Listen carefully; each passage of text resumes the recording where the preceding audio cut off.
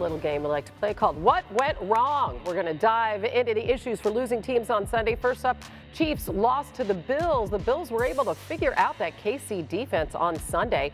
The Chiefs' 30 points allowed were the second most they've allowed over the last 3 seasons. And they had no sacks for the first time since 2021. They also couldn't get off the field on third down. They allowed the Bills to convert 60% of their chances. Dan the Man, Spags' defense has been carrying them all season long. So what went wrong? The Bills anticipated Spags' go-to. Cover zero, meaning all-out pressure, and they were ready for it, and then not to protect it, but to hurt it. Josh is going to point to the left. He sees Tranquil out there. He sends his offensive line out there, understanding here comes the blitz, okay? Now, as that offensive line goes all the way out to his left, Josh has to beat that internal pressure. Everybody's got a guy man-to-man. Coop at the bottom of the screen. They're not just trying to get the ball out of their hands. Cooper's going to double move them. They'll fake stutter in, and then Josh has to let the ball out of his hands early. That's trying to kill the blitz, not trying to protect against the blitz. 4 strong, meaning 4 people to Josh's right. Okay, as the motion goes, they're going to rock and roll, meaning the corner's essentially going to pass it to the safety. Still man-to-man coverage. That's an indicator. Remember, everybody on the defense has a man, and then everybody's pressuring. As Josh drops back and peeks the back, that guy is going to peel. Then he knows, okay, that defender peeling, I have to drift away from the blitzer, find the shallow cross as we create that traffic to Curtis Samuel. The reality is this: Joe Brady and the Bills anticipated everything that Steve Spagnuolo and the Chiefs would do, and that's the main reason why they won the football game. Chiefs visiting the Panthers on Sunday. All right, let's get to the Bengals. A loss to the resurgent Chargers. Yet again, they just couldn't pull it out in a close one. Joe Burrow nearly led Cincinnati to a big second-half comeback, but lack of success at the beginning of the game, that was just too much to overcome. In the second half, he had 5 completions of at least 20 yards, 3 passing touchdowns, and an average depth of target over 14. But in the first half, yikes. His passes averaged less than 6 yards downfield. He had no touchdowns.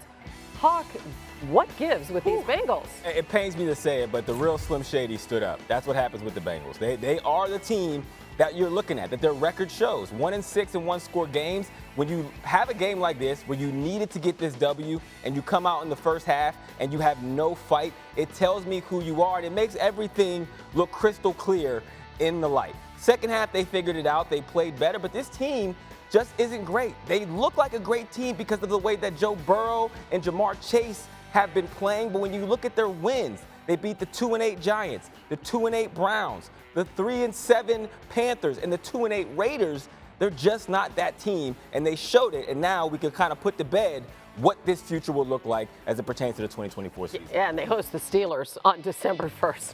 All right, for the Falcons, it was a 38-6 beatdown by the Broncos on Sunday. Falcons struggled on both sides of the ball at Denver.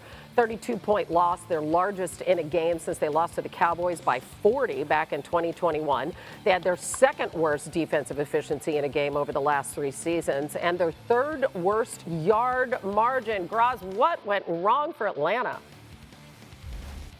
Hannah, they were completely unable to make Bo Nix, the rookie quarterback for the Broncos, uncomfortable in any way. They came into this game, the Falcons did, very depleted at cornerback, and they lost Kevin King in the first quarter.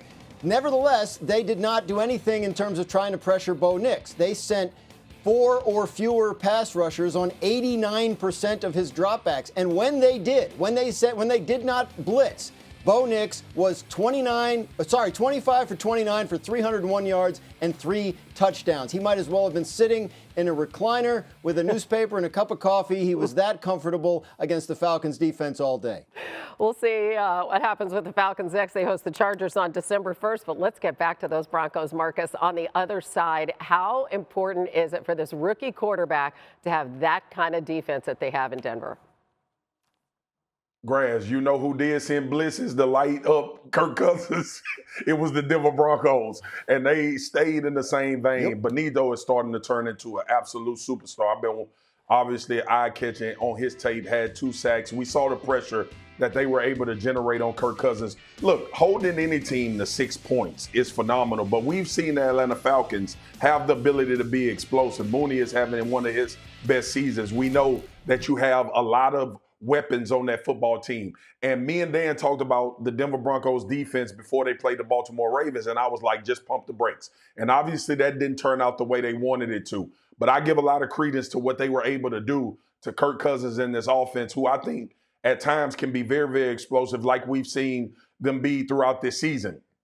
Denver is for real. It's a complementary football team. They create takeaways, they create negative yardage, and they're giving a rookie opportunities with possessions and great field position to make plays. So that's another team. Like Dan said about Houston, you got to be careful about the Denver Broncos now, especially with the way Bo Nix is playing.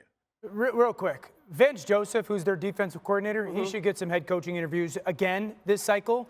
He's been phenomenal. Patrick Surtain, who's a cornerback, he had him at some point this past weekend play from corner the Mike linebacker in the Tampa 2 middle defense run through. I've never seen that before. Okay, so there is some stuff that he is doing with Surtain that is absolutely diabolical. It was incredible talent, Diabolical. just incredible. Only the Chargers and the Lions have given up less touchdowns on the average Denver? per game. So Denver legit has one of the best defenses in the NFL.